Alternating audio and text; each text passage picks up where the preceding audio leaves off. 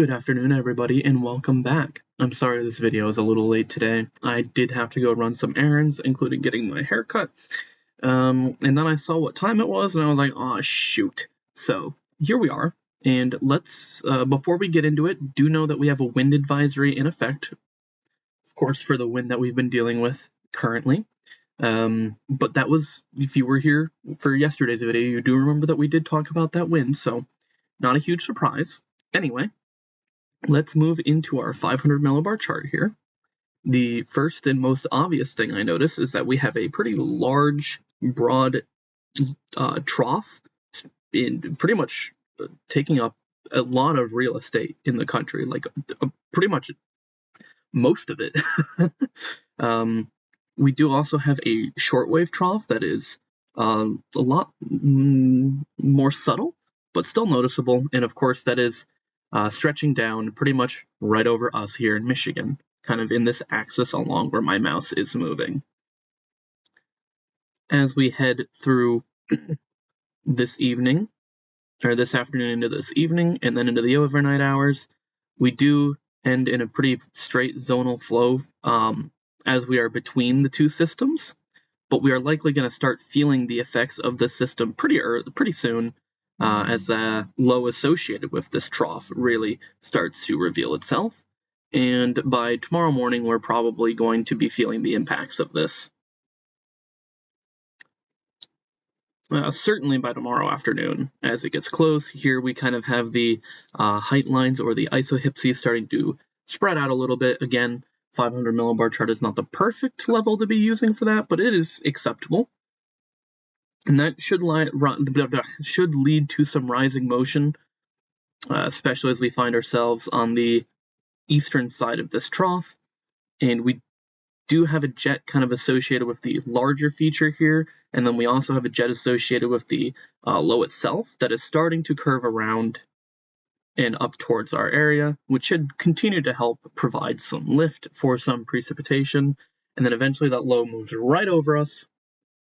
And then as we head into Sunday, it starts to make its way out of our area in a pretty large, broad ridge. It starts to build out to our west. And of course, that ridge is likely to bring some warmer temperatures and calmer weather where it's at. Whether that ridge ends up making its way all the way to us is unclear at this time.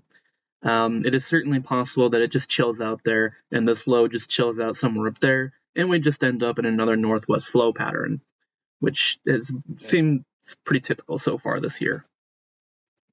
Dropping down to the 850 millibar level, which is closer to the surface but not quite there, we can see the low pressure system associated with the current system moving out of the area, and you also see a low pressure system here developing associated with that second trough that's going to be coming through. And of course, as we head through tomorrow, that develops and moves closer to our area. And then this time frame, that low is pretty much just straight to our north, and this is like 6 p.m. tomorrow. There is likely a warm front associated with this, and of course a cold front right behind. And we are more than likely going to get some precipitation from this. More than likely. And we do actually have a little shortwave ridge here, so that is kind of an interesting thing to take note of. Now let's head down to the surface. And here, of course, our temperatures are starting to cool off as the cold front from this previous system that is way off to our northeast, or moving off to our northeast, has pushed through our area. And then we do see a little surge of warmth kind of down here in the Indiana, Ohio area that never quite reaches our area. And that is associated with that second low pressure system that is going to be moving over to pretty much developing over us as time goes on. You can really see it start to take shape as we head into Saturday night and Sunday morning as it moves past our area. And as you can see, it definitely brings in some cold air behind us. So, with that said, let's take a look at our precipitation. Now, while this doesn't show it super clearly, we have had some sporadic showers still out there, some very light showers. In fact, we did have a couple of light showers off and on while I was out doing our errands.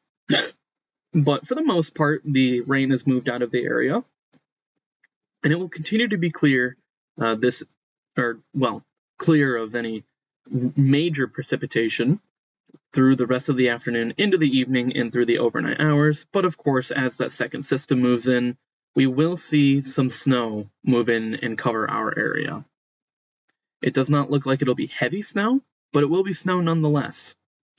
And that snow is really going to start to move in tomorrow in the early afternoon, probably between 1 and 3 p.m.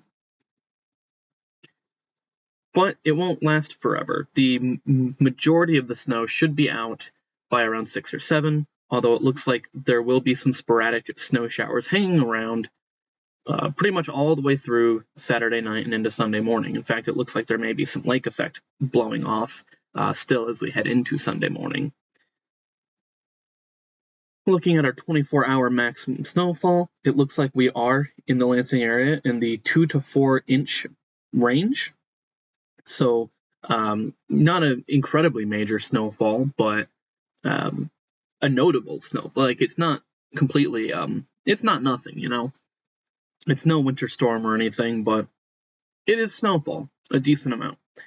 So as that's falling, probably wise to be a little bit cautious on the roads. Some travel impacts are likely to be expected. But, it's January in Michigan. This is kind of just par for the course. Now taking a look at the official forecast from the National Weather Service in Grand Rapids.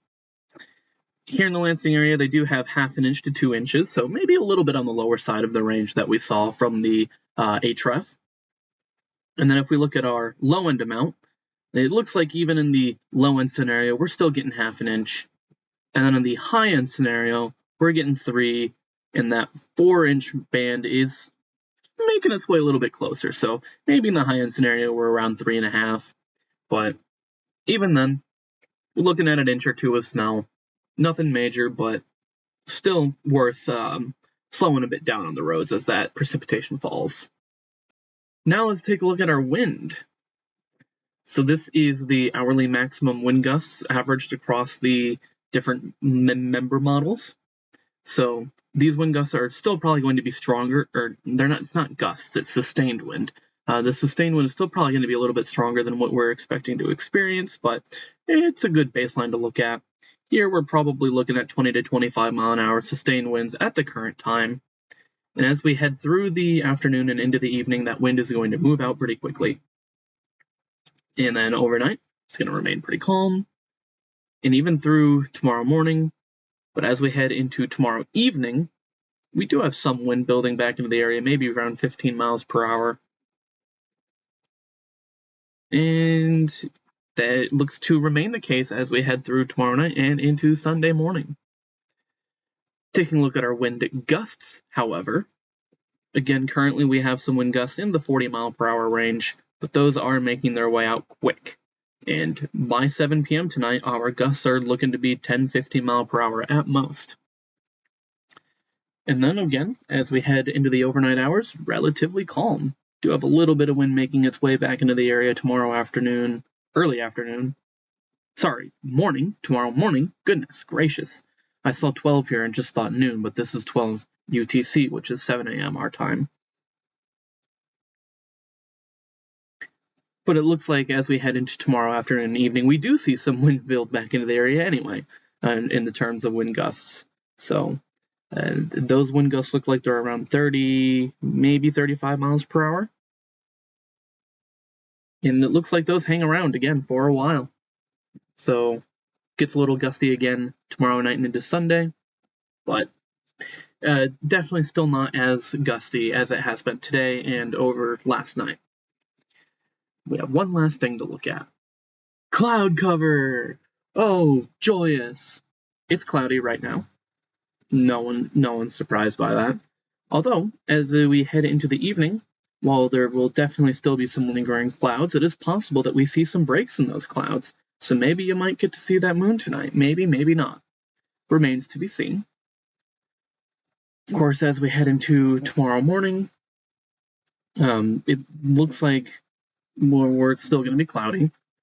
It's not as dense as normal, but that's still some pretty dense clouds. I doubt we'll see much through that. Maybe the sun peeks through and like in a single spot every so often, but it's more than likely just going to be cloudy, especially as these mid-level clouds start to build on top of the low-level clouds that were already in place as we head into the afternoon hours. However, as we head into the evening and into the overnight, again, maybe we get another little some clear sky poking through as we head into the overnight. And it kind of looks like we just might be kind of on the edge here between clouds and partly cloudy. So maybe we get some little bit of clearing overnight and into Sunday morning. Maybe we don't. Just something to keep in mind. That's all I have for today. Thank you for watching, and I hope to see you tomorrow.